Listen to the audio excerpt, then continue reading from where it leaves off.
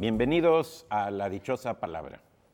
La única forma que tiene el pensamiento de cobrar volumen es a través de la palabra y precisamente lo que hacemos aquí, estando en vivo, es atender a sus llamadas respecto de temas de literatura, de mitología, etimologías, etc., etc. Voy a pedirle a mis compañeros que se autodenuncien personalmente.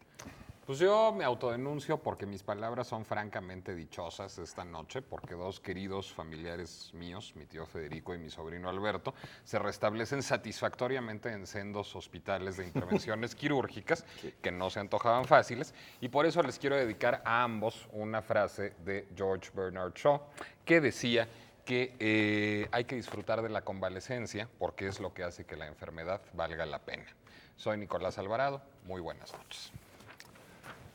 Nosat el-Dayon, un escritor árabe, nos habla de los peligros del exceso de piedad.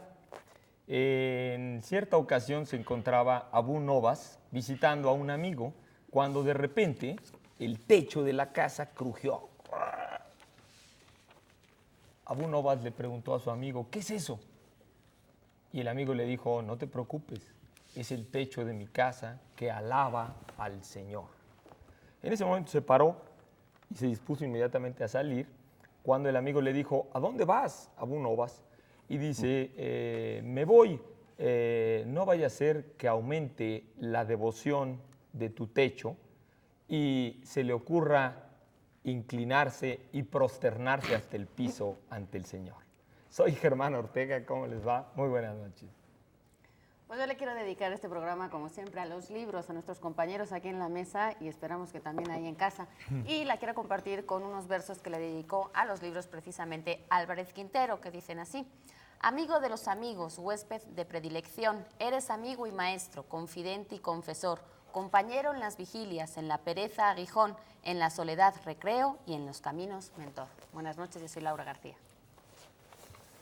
Yo estoy empezando a pensar con preocupación que enfermé a otro sobrino, ¿verdad? Me equivoqué, sí es mi sobrino. Sí es mi sobrino Alejandro. Esperemos que mi sobrino Alberto esté entero. Sí, y que Alejandro, sí, claro. Sí, sí. perdón. Que ambos estén muy bien. Sí, es que ya luego eso es como mala suerte, entonces mejor, perdón. Bueno, algunos teóricos de la televisión hablan de que la televisión achata el pensamiento y lo aplana. Sartori y Raquel Serur hablan de eso. Sobre todo en las pantallas planas sucede eso, sí, sucede más. Yo lamento mucho que no achate la panza, que eso sí sería maravilloso.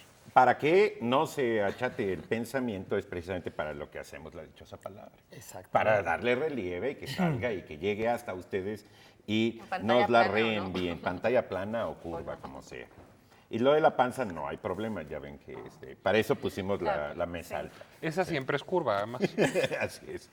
Bueno, vamos a comenzar. Estamos en vivo, tenemos ya nuevos teléfonos, aparecerán en su pantalla con cada determinado tiempo. Ahora sí, estamos más en vivo todavía porque estamos más comunicados con ustedes. Por ejemplo, estamos comunicados con Antonio Gutiérrez del DF, quien pregunta sobre el origen del manga, no de la manga. Sí, pues de la manga me lo voy a intentar sacar, el origen del manga precisamente. Bueno, manga es la palabra que se utiliza en Japón normalmente para hablar de los cómics, de las historietas. Viene de man, que significa ligero, sin trascendencia, sin verdadero propósito, sin objetivo.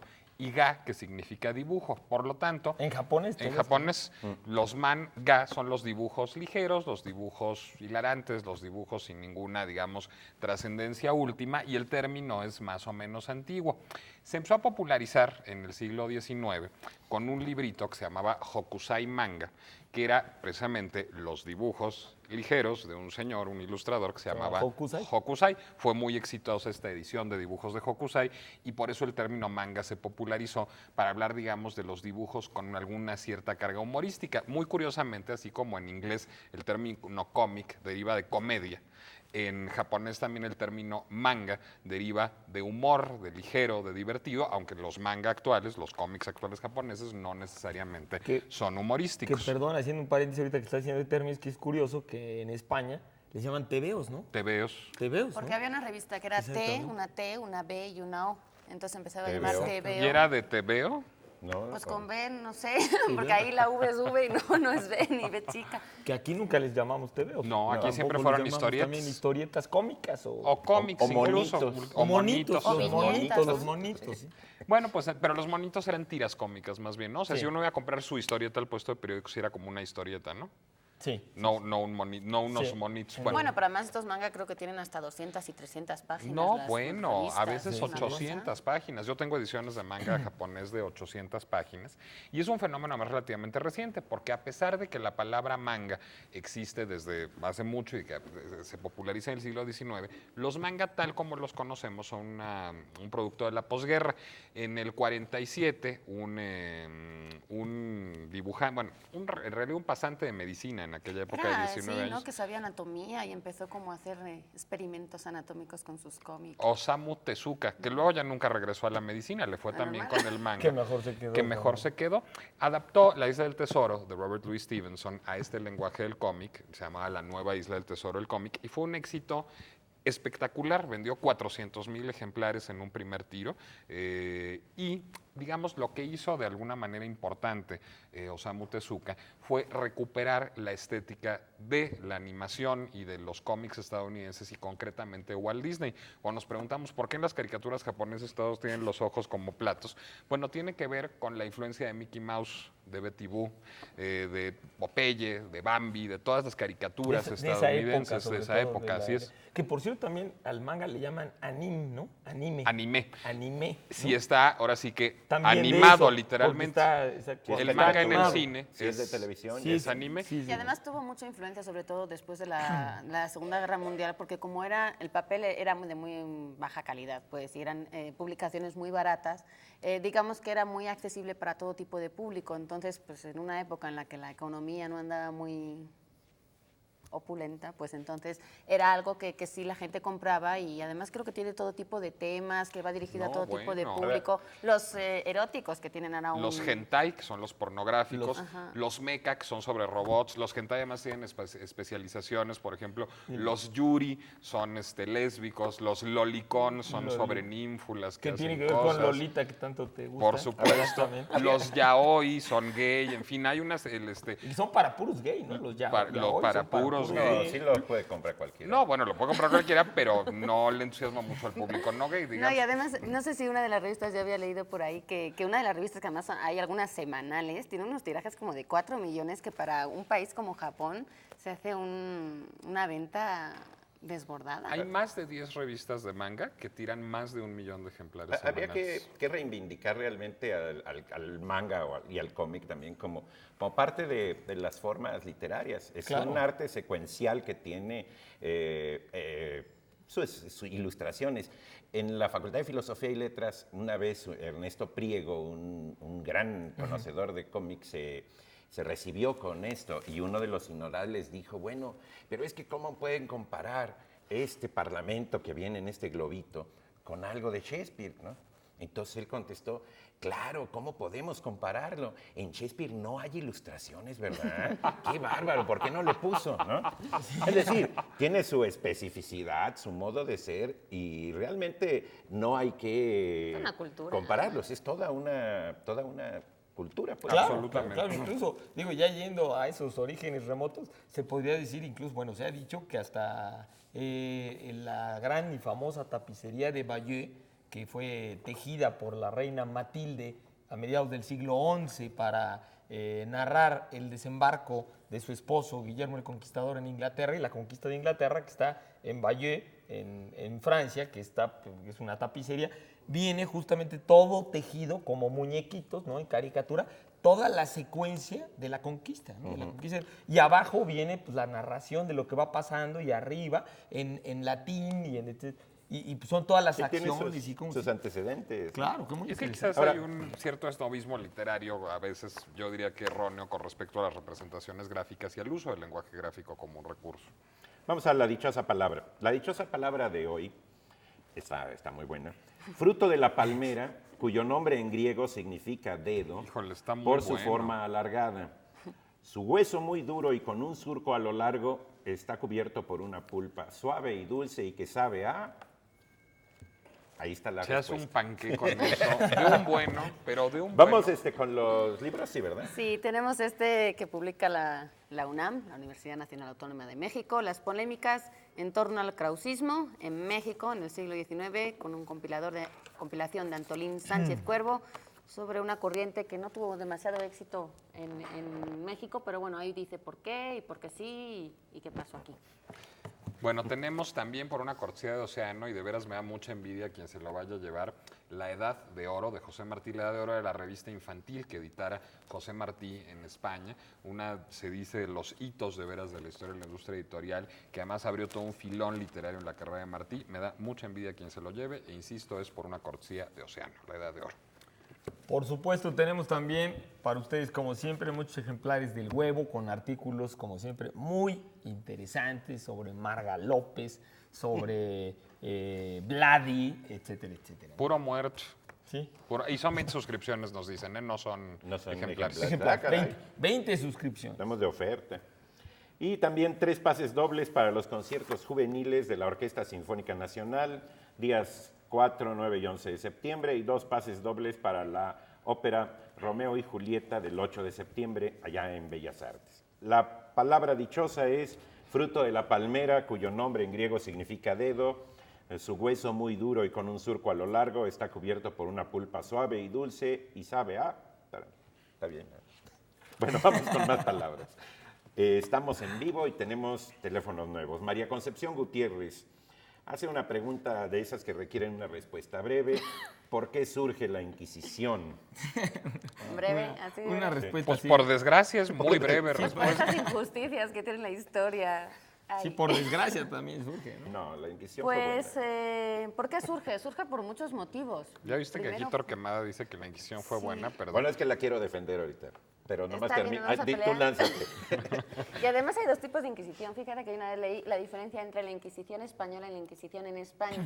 Porque realmente la que llegó a México fue la española, pero en España ya existía una. La Inquisición era una institución, un instrumento político que sobre todo instauraron o explotaron los reyes católicos porque tenían como fin la unidad de una nueva nación que ellos estaban pues, de alguna manera creando. Se unieron varios territorios de la península ibérica y entre varios motivos y elementos unificadores estaba la moneda, estaba el ejército, la lengua, estaban las leyes y por supuesto estaba la religión. Entonces los reyes católicos lo que decidieron fue crear una institución que de alguna manera ya tenía unos antecedentes. En Europa ya existía una institución instaurada primero por el emperador Federico II y luego retomada muy adecuadamente por el Papa Gregorio IX. Más bien era como una manipulación. Era ¿no? una De un manipulación documento porque de querían, lo que Federico. querían era un poco perseguir la herejía y con esa excusa cabían cantidad de cosas. No, pues que habían cantidad de sobre todo los injusticias. judíos y los protestantes y los árabes que se querían Por lo deshacer menos en España sí rápidamente fue. de ellos. Hicieron expulsar primero a los judíos, luego con la Reconquista, los últimos musulmanes que se fueron a finales del siglo XV, pues entonces empezaron a perseguir a todo aquel que no practicara el cristianismo y el que no se convertía pues era desterrado y entonces aquí, sobre todo lo que yo veo es que fue sobre todo un buen ingreso para la corona española, porque los judíos eran una comunidad aparte de muy rica y muy culta, que tenían unos comercios, tenían todos los gremios de zapateros, de joyeros, era gente muy, muy poderosa. Porque no les permitían tener tierras, entre otras cosas. Entre es decir, otras cosas. si se dedicaban a la actividad comercial era porque tenían prohibidos la tenencia de la tierra. Pero por alguna razón eran un sector muy importante de la población a pesar de ser minoría y cuando los expulsaron de repente España se encontró con un vacío demográfico, cultural y económico que creo que durante muchos siglos no se pudo Y sobre recuperar. todo cultural, digo, Cultural fue horrible. catastrófico. Entonces la Inquisición lo que hizo fue empezar a perseguir a estas personas a través de un tribunal, un tribunal supremo. Primero empezaron siendo los dominicos los que llevaban ese tribunal, luego empezaron siendo letrados. De hecho, por ejemplo, algunos de los documentos que conservamos sobre lo que se hacía en la Inquisición es de los notarios que transcribían las preguntas y las respuestas de los sospechosos para ser procesados. Torturas hubo, todas las que podamos imaginar y más, por supuesto, los autos de fe que eran una especie como de...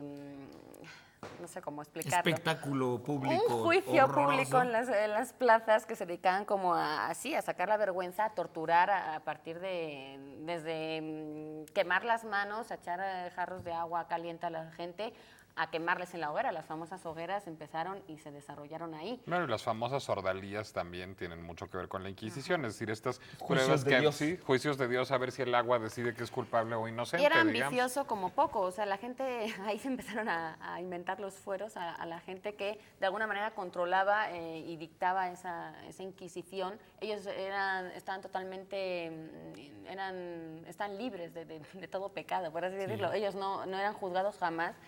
Y se mataron y se asesinaron a gente, por supuesto, inocente. No sé qué cifras pueden Inocente, yo creo que todos, ¿no? Pues inocentes todos, porque de alguna manera las culpabilidades eran un poco absurdas, ¿no? La blasfemia, la superstición, los delitos contra la propia Inquisición, los delitos de los propios religiosos, porque de alguna manera la Inquisición española sobre todo está bajo el rey, no tanto bajo la orden del Papa, sino que eso también dio como muchas controversias. Es que ese era el primer problema. y el Una vez Papa. que te juzgaba el Tribunal de la Inquisición, quien aplicaba la pena era la corona. O sea, que estaban porque perfectamente que unidas. es un poco ahorita Era un lo que tú método de control. mencionabas. Claro, que lo que tú mencionabas, que ahorita muy interesante respecto a la corona española, en efecto, que antes el antecedente realmente que copia la corona española, que es un fenómeno fundamentalmente resultado de las cruzadas. O sea, la Inquisición es un fenómeno de las cruzadas en el sentido de que Europa estaba muy cerrada, ¿no?, culturalmente, y en el momento que se dan las cruzadas es el momento que, gracias a la movilidad económica, cultural, política, militar que dan las cruzadas, la Iglesia y los estados que se están formando, ¿no?, Francia, Inglaterra, etcétera, se empiezan a hacer cada vez más poderosos, se empiezan a concentrar el poder, pero a la vez, al ir al Oriente, los contactos culturales con el Oriente generan, pues, digamos, una conciencia nueva, una especie como de revoltura de ideas que empieza a provocar nuevos enfoques religiosos, filosóficos, etcétera, que son los que le empieza a preocupar a la Iglesia y al Estado. Y entonces la Iglesia y el Estado, a lo largo, sobre todo del siglo XII, empieza a luchar por reprimir este fenómeno, digamos, de diversidad ideológica, etcétera, que pone en peligro su monopolio espiritual y fundamentalmente surgen a raíz de la cruzada. Pues su Pero monopolio fíjate que espiritual acá- y finalmente político, digo, Claro, ese era el Qué que les raro, era porque muy hasta importante. el siglo XIX no se abolió, es decir, tuvo que llegar Napoleón a Bueno, pero decir, sí no estuvo "Se así de acabó". fuerte hasta el siglo Pues que XIX. yo había querido Pues había tenido varios... defenderla, ¿eh? ¿Sí? Sí. ¿Quieres esperar después del corte para dar tu propia...? Sí, ¿verdad? Porque además luego hay que decir que a México, a toda América llegó pues con la conquista española, evidentemente, que aquí no fue, digamos, tan fuerte por... Bueno, no sé si atreverme a decir eso, pero bueno, digamos que la intención de la Inquisición española era no ser tan estrictos en América por dos razones. Primero, porque los indígenas no estaban convertidos o eran recientemente convertidos, de tal manera que ellos igual no tenían tan clara la diferencia entre lo que era dogma y lo que era herejía, y por lo tanto se decía que eran un poquito más suaves con esa idea de que a lo mejor ellos no tenían tan claro la diferencia y por lo tanto no podían ser tan rudos con ellos, y también un poco por esa imagen de la Inquisición de que no querían seguir siendo odiados como eran en España, sino una institución respetada y de alguna manera Yo creo defendida, ¿no? que el Pero- carácter de los indígenas de mano de obra barata o gratuita también ha de haber ayudado Sí, mucho a que por no los supuesto. exterminaran. Bueno, ya nos vamos a un corte. Ahorita regresamos.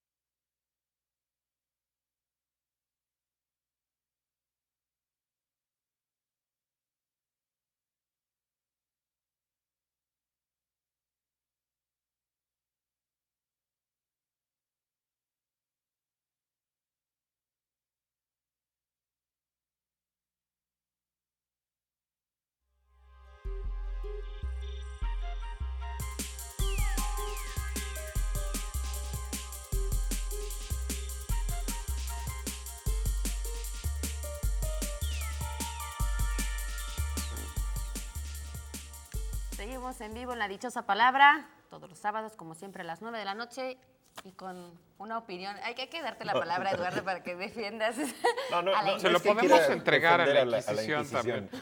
Me van a entregar a la Inquisición. Lo que pasa es que En una ocasión, Sergio Pitol me recomendó la historia de los heterodoxos españoles de Marcelino Menéndez y Pelayo.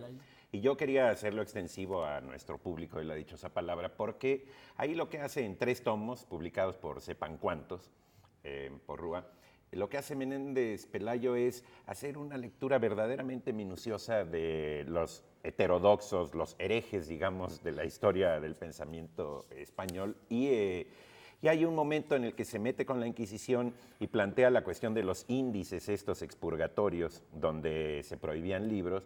Y realmente, bueno, según su análisis, hay una gran exageración en la censura que se ha hecho como un consenso respecto a la Inquisición. Entonces yo simplemente lo remito a la lectura de Marcelino Menéndez y Pelayo y él se defiende solo. De la argumentación, pero mucha gente también lo ha querido comparar con el nazismo y con lo que se hizo la persecución de los judíos en la época de Hitler y bueno, pues comparando las cifras y los siglos que hubo, sobre todo, evidentemente el nazismo fue mucho más brutal en ese aspecto, lo que no quita culpa tampoco. También había menos gente cuando la Inquisición, lo que no quita culpa a los nazis, desde luego. Bueno, la mera verdad es que no por andar comparando cifras, yo no las he comparado, pero el fenómeno de la Inquisición, digamos, cuando surge propiamente en Europa, que realmente surge como respuesta a la cruzada contra la herejía más importante europea, que fue la cruzada contra los cátaros, que prácticamente aniquilaron a una tercera parte de la población del sur de Francia. Esta cruzada contra los cátaros, que justamente empieza en 1206 a raíz de los resultados de la Cuarta Cruzada y que termina en 1226, justamente parece ser que el Papa Gregorio IX fue el primero que organiza la Inquisición en el sur de Francia, justamente en 1227. Como resultado, por supuesto, de políticas anteriores que se habían empezado a organizar, y le da inmediatamente la Inquisición a los dominicos, ¿no? Se la da a los dominicos.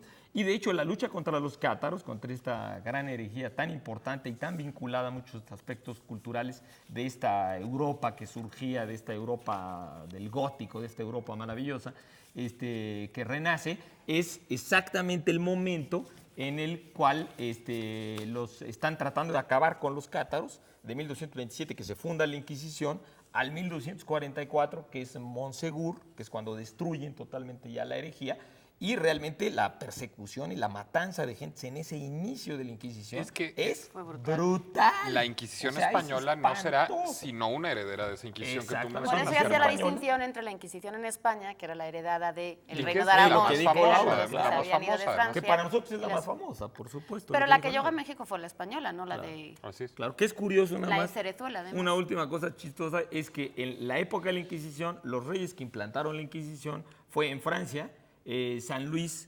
IX el Santo, justamente en Castilla estaba Fernando III el Santo también. Puro santo. Y esos puros santos, ¿no? O sea, teóricamente santos y Gregorio IX también. Nos van a aplicar la Inquisición aquí como no empezamos a hablar de otra cosa. De otra cosa. Queremos decirle a Marco Antonio Sámano, creo que es tu apellido, nos pregunta de quién es el verso con el que empecé este programa. Es de Álvarez Quintero y con mucho gusto al terminar el programa te llamaremos para volvértelo a repetir.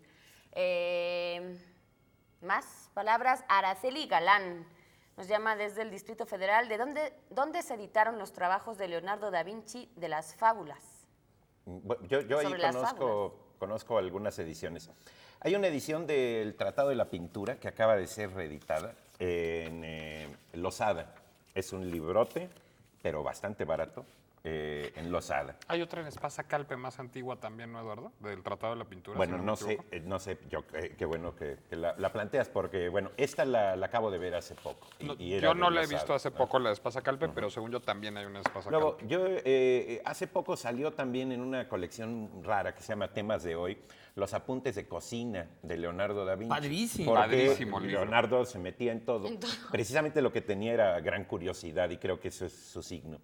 Y básicamente para lo que pregunta, hay una selección de aforismos, así se llama aforismos, en la colección Austral, Padrísimo, que ahora por culpa del Código da Vinci y todo esto, de la Da Vinci manía, ha sido reeditada. Bronzomanía. Y ahí vienen fábulas, vienen profecías, vienen una serie de especulaciones rarísimas que se le ocurrían a Da Vinci, y vienen sus fábulas. Una característica de las fábulas de Da Vinci es que muchas son sobre elementos. En vez de que sean sobre animales, hay una fábula de la nieve. La nieve que dice, "Y estoy hasta acá arriba de este monte, yo soy muy humilde, debía yo de bajar para así". Y entonces va bajando, va haciéndose una bolota y ya que llega es inmensa. ¿Sí?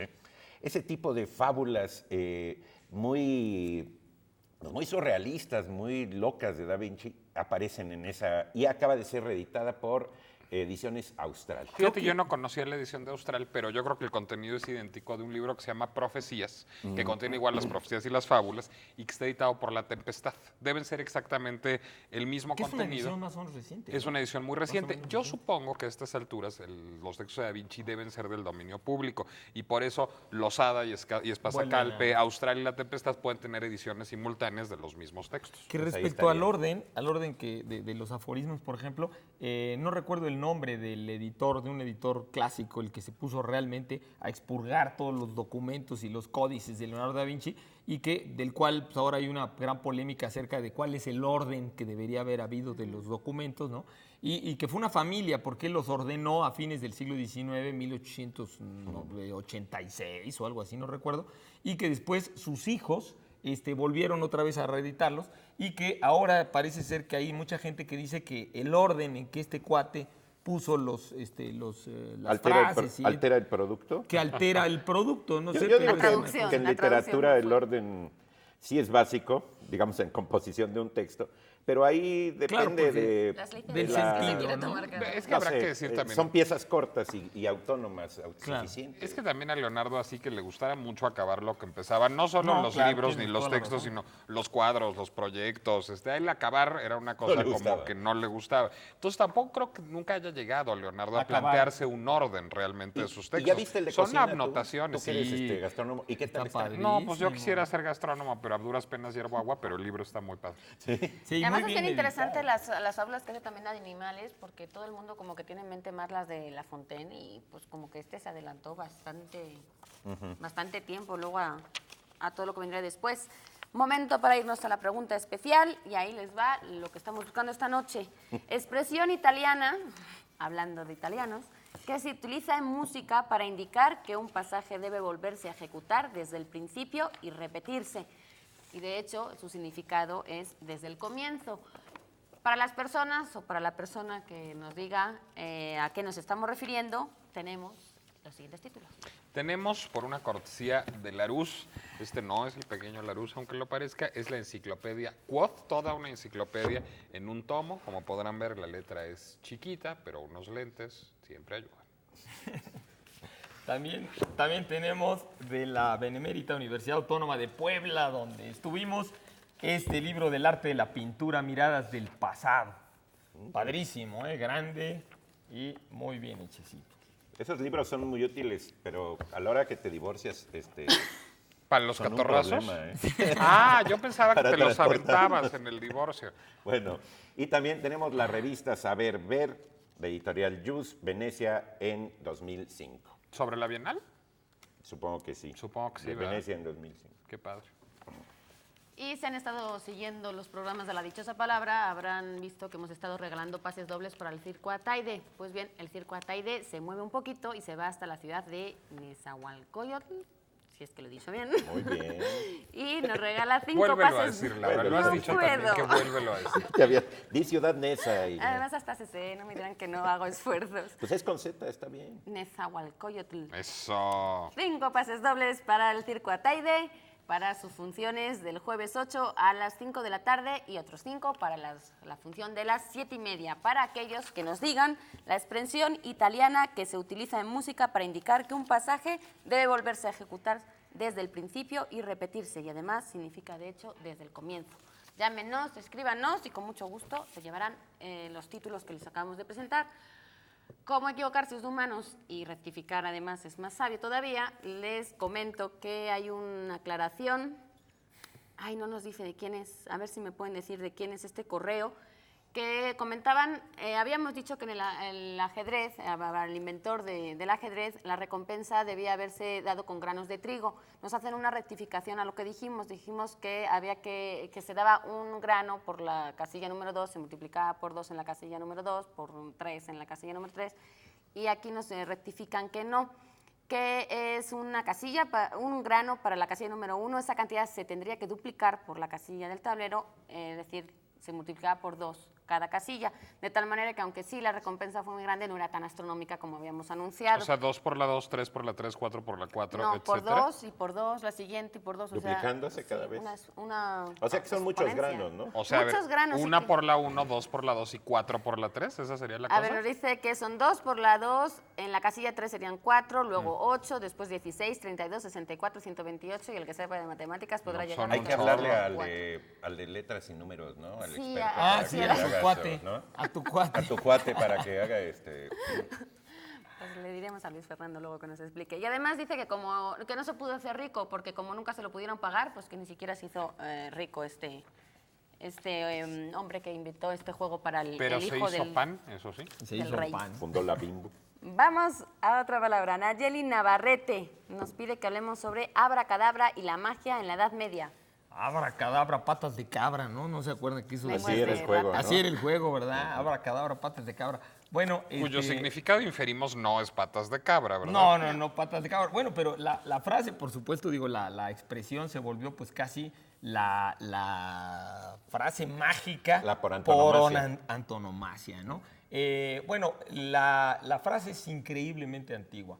Los muchos judíos en la Edad Media llegaron a decir que tenía que ver con el Padre, el Hijo y el Espíritu Santo, venía de Abd, Ben y Ruach Dabra y cosas así, que fueron inventadas posteriormente, probablemente porque ellos sabían, suponemos, que el origen, aunque había sido llevado al Mediterráneo y sobre todo al mundo grecolatino en la época de Cristo, que ya existía esa frase, había sido llevada por los judíos, sin embargo era una frase mucho más antigua. Ahora sabemos que esta frase viene de los cultos muy primitivos en el segundo milenio antes de Cristo del Mediterráneo, en las cuales el dios de la tormenta, el dios del rayo, como era Zeus o como era Júpiter entre los romanos y los griegos, o el dios Thor o el dios Perún eslavo, eran dioses del rayo que justamente para fertilizar la tierra lanzaban el rayo contra la tierra y el rayo, digamos, caía y al caer, digamos, era un rayo fálico que fertilizaba la tierra y moría en la tierra. Es que lo que no mata fertiliza, Germán. Exactamente. Y entonces esta frase lo que viene de una palabra acadia, caldea, que es abrek ad abra. Abrek ad abra quiere decir que lanza tu rayo hasta morir. Lanza tu rayo hasta la muerte, o sea, Sí, sí, muere, exactamente, muere con tu rayo y lánzalo hasta la muerte para que nos fertilice. Por eso esa imagen que era hace una Nicolás. era una frase muy importante, digamos, de bendición y de generación de fertilidad. Y la frase se escribía, y se llegó a escribir incluso hasta la época medieval, se escribía en unos triangulitos en que se ponía la frase abracadabra y luego en el siguiente renglón se le quitaba la última letra, abracadabra, y entonces se iba disminuyendo para decir que la fuerza del dios iba muriendo clavándose en la tierra. Pero se Y supone, después- Germán, que las 7 As que se generan en este vértice del triángulo tienen también un significado Claro, mágico, ¿no? por supuesto. Después, en hebreo, la palabra la utilizaron los gnósticos y los magos judíos de la época de Jesús y posteriores, ¿no? De toda esta confusión de que fue la globalización de la religión en el Imperio Romano, ¿no? Que se empezaron a mezclar cosas y que fue el gnosticismo. En esta época, justamente, donde se mezclaron todas estas religiones, entonces los médicos romanos, los médicos egipcios adoptaron palabras, frases y ritos mágicos de servía las para otras. algo? Sí, entonces servía, como fórmula te mágica. ponían como fórmula mágica para curarte de cualquier enfermedad, te colgaban un triángulo con la palabra que iba disminuyendo y después en la Edad Media se decía que era un demonio y que para protegerte de ese demonio ponías que se iba reduciendo para que así el demonio no te afectara y se muriera el demonio.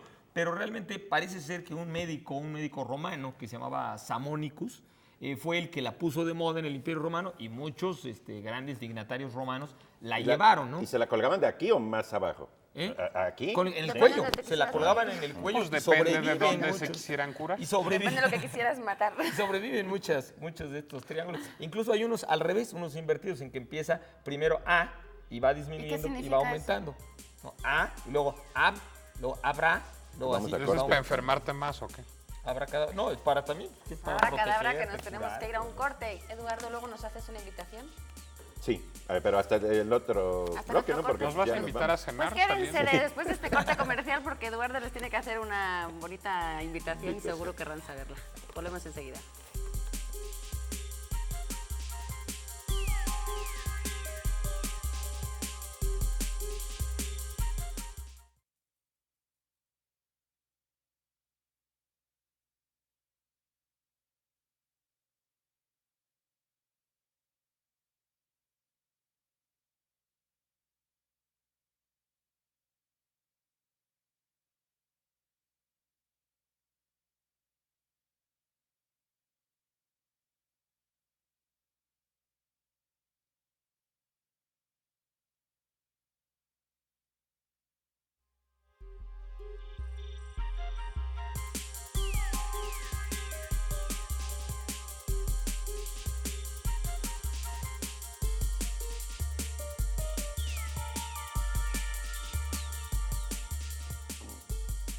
Así es, estar en ciernes.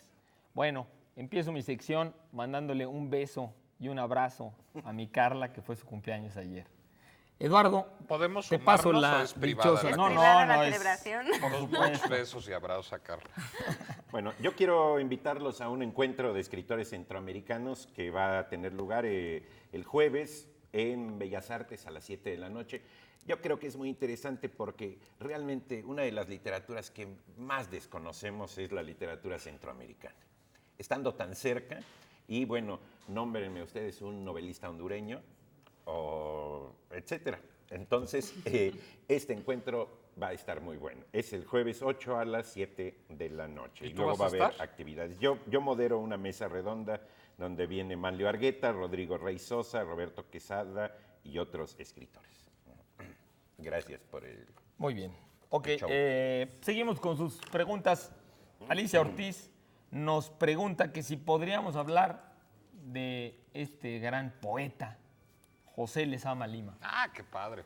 Lezama Lima. Lezama Lima, yo creo que tú eres el indicado porque tú Yo estaría te varias- gusta por ahí. Estás con Yo Una estaba vez a me punto de topé- decir poeta y narrador y luego me arrepentí. Pero Poeta bueno, y, bueno, Eduardo. y narrador, novelista Sí, también. a mí me digo. gusta más como novelista. ¿eh? Novelista, bueno. Es que es un narrador poeta, además. Sí, es un monstruo raro, es una ballena Sí. transparente, es un representante de lo que se ha llamado el neobarroco.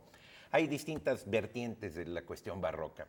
Una es la proliferación, otra es el juego de palabras, pero Lezama Lima es un poeta cubano, ya murió él, que es autor de una novela que se llama Paradiso, que es una barbaridad de novela. Y que tiene una Rarísima, continuación, ¿no? Rarísima, tiene una continuación que se llama Piano Licario, pero bueno, el chiste es poder llegar a la página 80 de Paradiso. Es una novela, yo la calificaba antes como novela somnífera. Incluso a mi señora madre que padece de insomnio una vez se la receté y después de leer las 20 primeras páginas cayó en un estado de Casi sueño cataléptico, que casi. tuvo Estado que REM. esperar 3 días. Sí, pero cuando Porque entras a Paradiso es una novela es una súper novela gozosa. muy difícil. Esto lo digo porque es muy difícil de entrar. También Pero su ya poesía. estando adentro, Lo difícil es resulta salir. una novela que crea un mundo completo. Es muy rara porque todos los personajes hablan igual.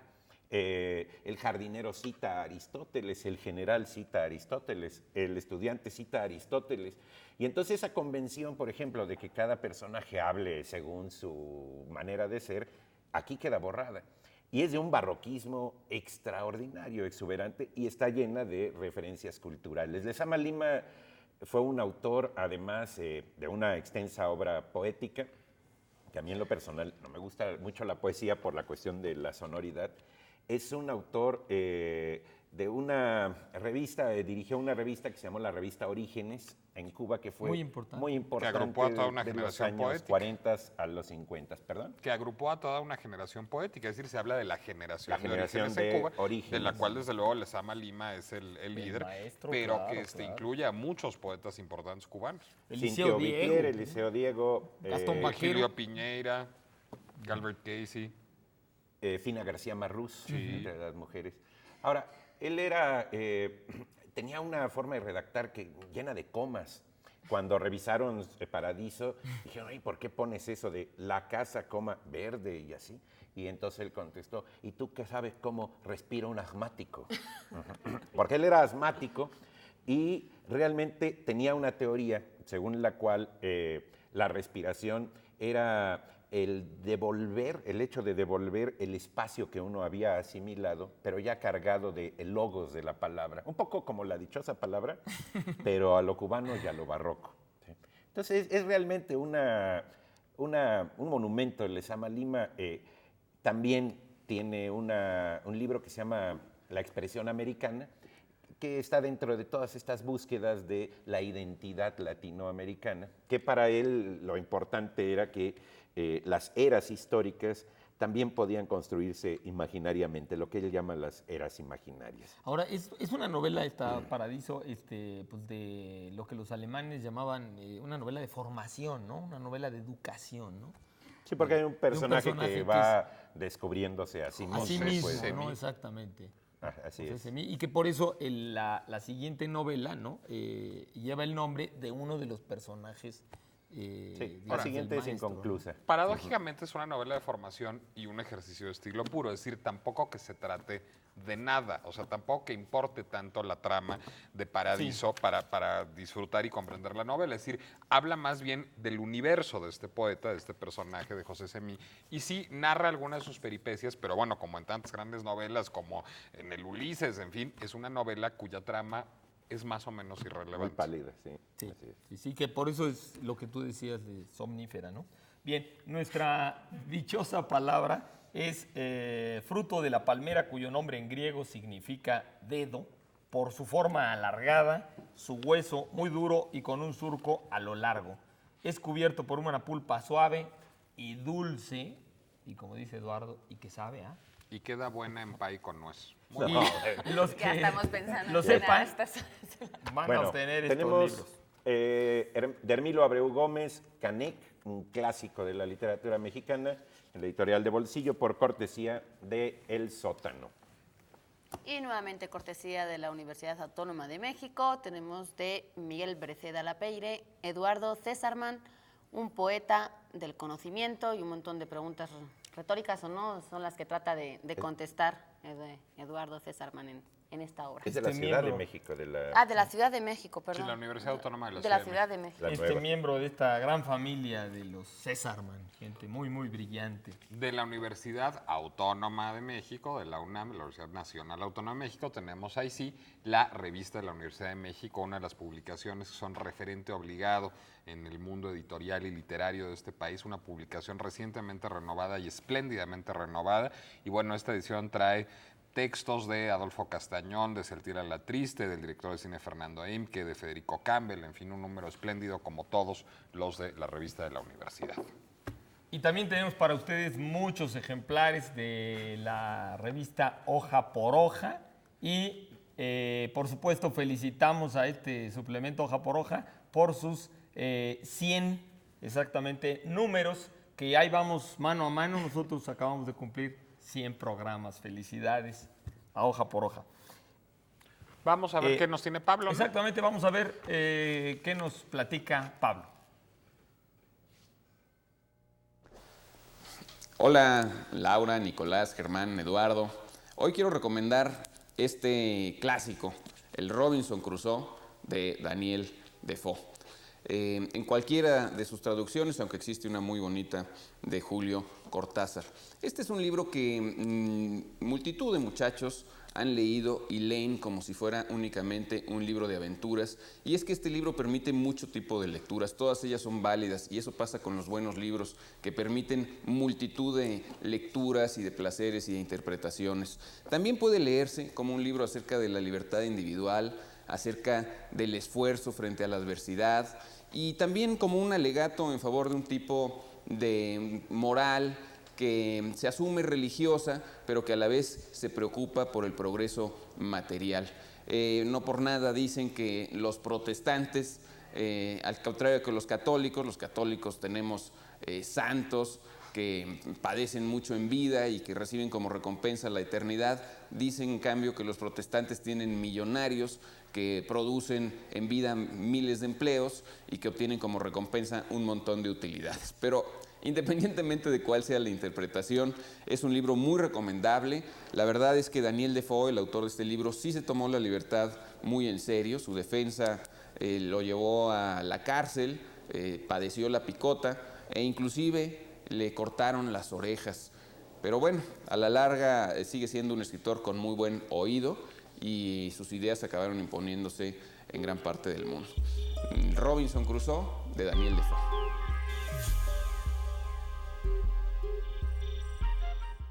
Bien, muy bien, lean ese clásico fabuloso de la literatura inglesa. Vamos con una pregunta de nuestro público. A ver, yo tengo una aquí de Jorge Rizo, supongo, Martínez. ¿Quién es Jorge Rizo Martínez? Hola, Jorge, saluda a la cámara que se acerque a ti. Eso, ahí está Jorge. Bueno, Jorge nos pregunta que qué significa CCCP, siglas que ha visto en símbolos y lugares de la ex Unión Soviética. Pues, ¿qué crees que significa? Justamente Unión de Repúblicas Soviéticas Socialistas en ruso. Ahora, ¿cómo se pronuncia esto en ruso? Pues más o menos, ¿No se creo, lo vas no a sé decir? ruso, pero pues por lo que he oído, algo así como Sovietics, Sayuskas, Socialistics, Republics. Ándale, ahora sí me Ándale. apantallaste. ¿Y entonces Bueno. la P? ¿Eh? ¿Y la P? Es que esa Republics, P es que no la es P R, es esa R. P es R. es La alfabeto P es cirílico. R y la C es Es S. Ah, pues por eso no se entiende, ¿verdad? Es por eso no se entiende. ¿no? Bien, nos vamos a un corte y estamos rápidamente con ustedes. Con Muchas más gracias. rosa.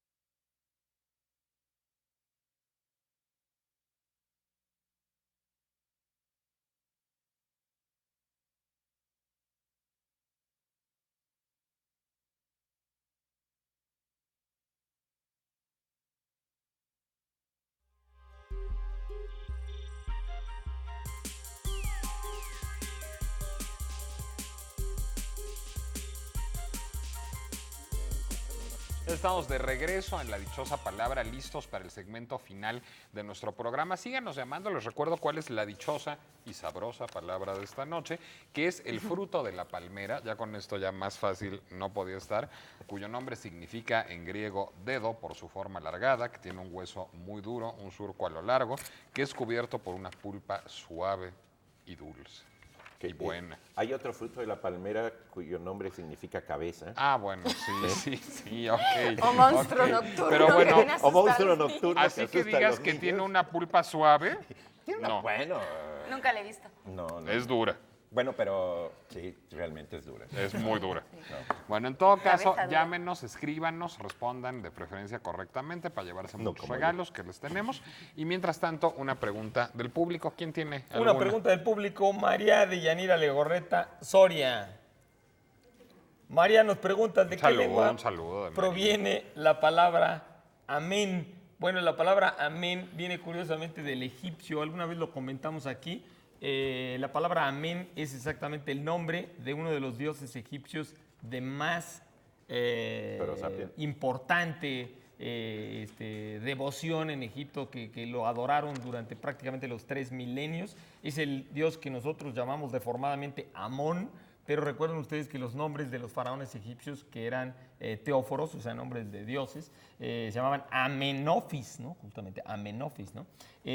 Amenhotep, ¿no? Amen era pues, un dios solar importantísimo y siempre se dedicaba cada rito, se iniciaba con un saludo al dios y se despedía con un saludo a ese dios. Amén. Los romanos se les hacían tan importantes los ritos egipcios que adoptaron esa salida, digamos, esa terminación de los ritos, aunque fuera para otros dioses, terminaban invocando al dios Amén. Entonces los católicos cuando terminan están invocando al dios egipcio. Cuando terminan están invocando al dios egipcio. Pero no se los Y recuerden. la palabra la traducción esta castellana que es que así sea. Es ¿tiene que algo lo ver? que sucede es que los romanos ya olvidaron para el siglo IV que la palabra se refería a una invocación, una alabanza al dios Amén, y lo tomaban simplemente como la salida de un rito. Entonces decían que así sea, o sea, que así lo quiera el dios.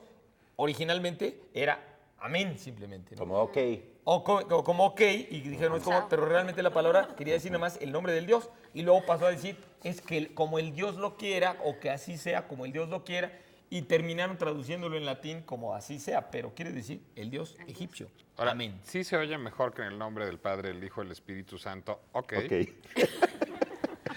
Pero bueno. Dice Alma, ahora que estamos tan religiosos y tan kosher particularmente, pregunta Alma Flores que qué es un sefardí.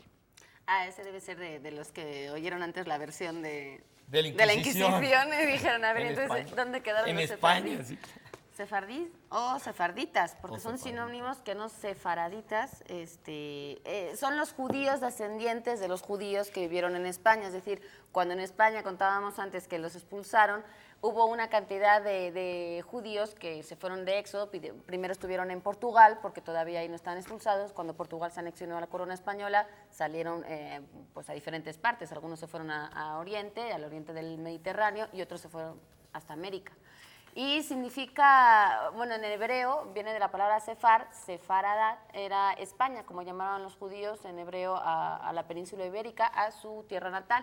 Y de hecho es bien curioso porque los sefardíes, sobre todo lo que tienen es una gran lealtad, a pesar de haber sido expulsados de una tierra.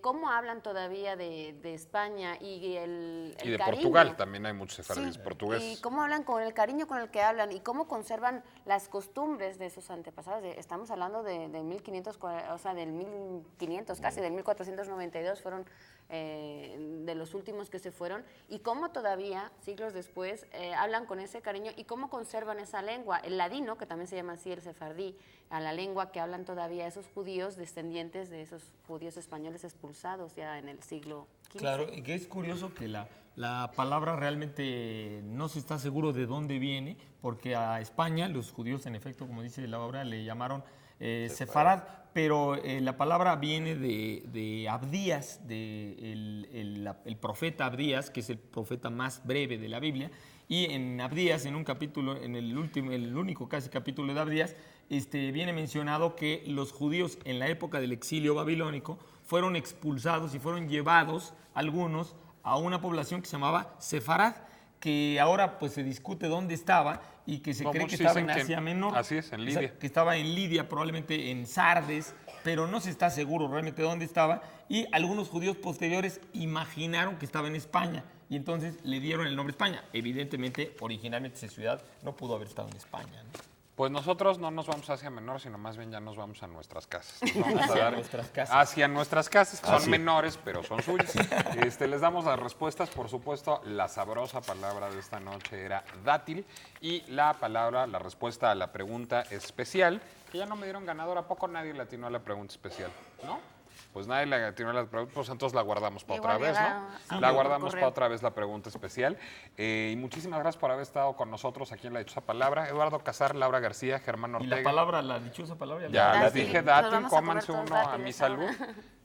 Sí, por supuesto, una felicitación a nuestros amigos de Editorial Sexto Piso por los 3 años que cumplen, además de Plácemes, con un gran éxito editorial que fue La Guerra de los Mundos, y después de haber publicado títulos de veras muy importantes como haber publicado a Marx, a Barbé d'Aurevilly, haber rescatado muchos clásicos, de veras una felicitación grande a Sexto Piso. Y ya nos vamos. Buenas noches, cómanse un dátil y duerman bien. Bueno, buenas noches, salud.